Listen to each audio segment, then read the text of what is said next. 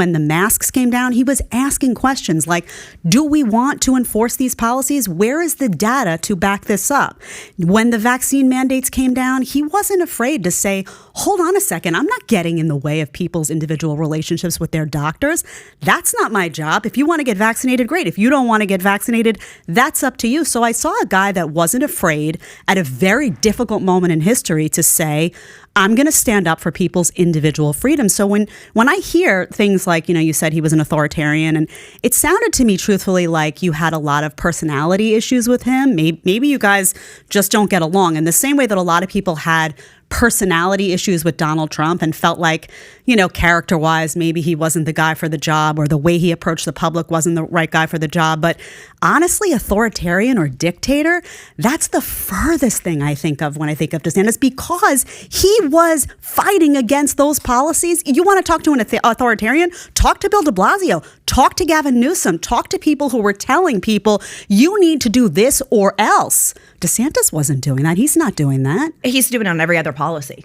Where is it that you see that? I'm curious. Everything else, from taking power away from the legislature, every single step of the way, what he did with the maps, that was taking power away from the legislature, trying to take power away from the cabinet, from my own position, everything he's done to really strip a lot of power, going after the school boards. When you talk about individual freedoms, every individual school board was trying to make up the decisions of what was best for their own communities. And not only did he go after the school board members, he then threatened to take... How was he going after the school board members? Like, what? Saying what? Well, first of all, he was going to remove superintendents if they had actually done mask mandates. He was going to withhold dollars from each of the school boards who actually had a mask mandates in place. He actually was holding back money from our school districts that were doing But was he preventing people who wanted to wear masks in those schools from wearing masks? What he was doing was... No, was he though? Was he? If you wanted to wear a mask till kingdom come for the next... Was he saying, don't wear a mask? Or was he saying, if you don't want to wear a mask, you shouldn't be mandated to, because this is not backed by science? First of all, that's not what he did. That's not what he did. What he did was he shamed people for wearing masks. He made them feel you're stupid. He actually yelled at our kids who did wear masks and yelled at them, take that damn thing off your face. That is not what a governor is supposed to do. A governor, if he really truly cared about freedom, he should have let those kids be them whoever they want, because then they're kids. Their parents asked them to do that, or they had a conversation. Look what he's doing on abortion rights. Talking about, talked about you shouldn't be getting in between a doctor and a personal freedom decision. He just went after that's a little bit different, though.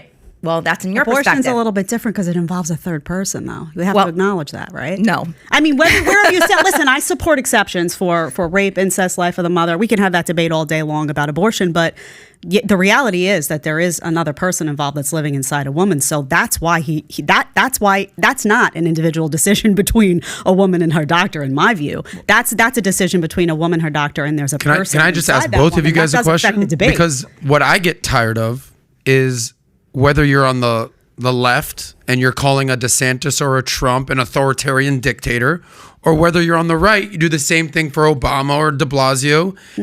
Aren't we being a little hyperbolic when we're calling anyone in America today a dictator, authoritarian? No, not at all. No, I mean, listen. How many people get compared to freaking Adolf Hitler in America today? Hitler is that's different, though. But both sides make that case, and to me, it's so hyperbolic. Okay, first of all, when you look at the conversation, and I have studied, some of these countries, and I have studied the rise of the Nazis.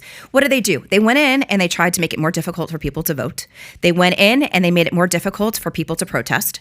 They then went in and they segregated parts and blamed people for things, and then they started banning books.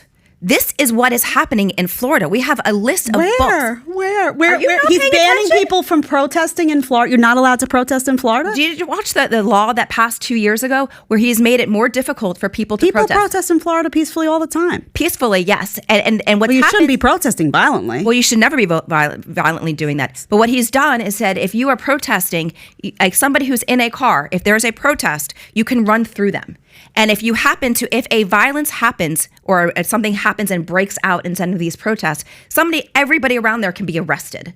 What it's doing is deterring people from showing up and actually protesting. I don't see that at all. And if there's violence, I mean, you have to shut down a protest as there's violence. They're going to arrest. If I showed up at a peaceful protest and violence turned violent in some capacity, everybody there gets. You think Ron DeSantis has on his agenda right now to try to inhibit people from peacefully protest? I mean, really? Yes. Can you say that? I do with a clear because look at what he's also done. He has not said a single word about January 6th. He has not said a single word about any of the Nazis that have been coming and protesting on our streets that in Orlando on 3 separate occasions. He said nothing about the fact that there is anti-Semitism flyers that are being passed out in Miami. He said nothing about any of these. But yet when Black Lives Matter was out in the streets, that's when those pieces of legislation came through. Were they destroying property? No, they were not. They were very peaceful protests here in the state of Florida. And the fact of the matter is that is not when the piece of legislation was filed after January 6th. It was done prior to it, and it is deemed unconstitutional, and it is going to get to the Supreme Court. I'm going to be honest with you. When people look at issues, I mean, I understand what you're saying. I hear your perspective. I appreciate your perspective and where you're coming from. But when people look at issues right now, we're in a time where people can't get baby formula on the shelves. People can't fill up their car tanks with gas. People can't, people can't make a decision in some places. What went on in New York City, now the mandates have been lifted, but people were worried about being able to make a health decision for themselves and their families without government or big corporate hands strangling them every couple of seconds or forcing them out of their jobs. People are worried about crime. I mean, New York City is destroyed. Los Angeles is destroyed right now. That's where the focus is. That's where these dinner table conversations. But if you want to beat someone like DeSantis, and I assume you do, you're going to have to come in and say, these are the issues where I'm going to do better than you. And that's going to be really hard because on those issues, Florida is rising above all of these liberal-led states, all of them. And people are flooding here for it, for their businesses, for their families, for the safety. All of those bullet points, Florida, check, check, check. That's hard. That's a hard job. And I want to know, how are you going to do that? How are you going to say all these things going well? I'm going to do it better, and here's why. So if you like this clip and you want to watch another one, click right here. And if you want to watch the entire podcast, click right here.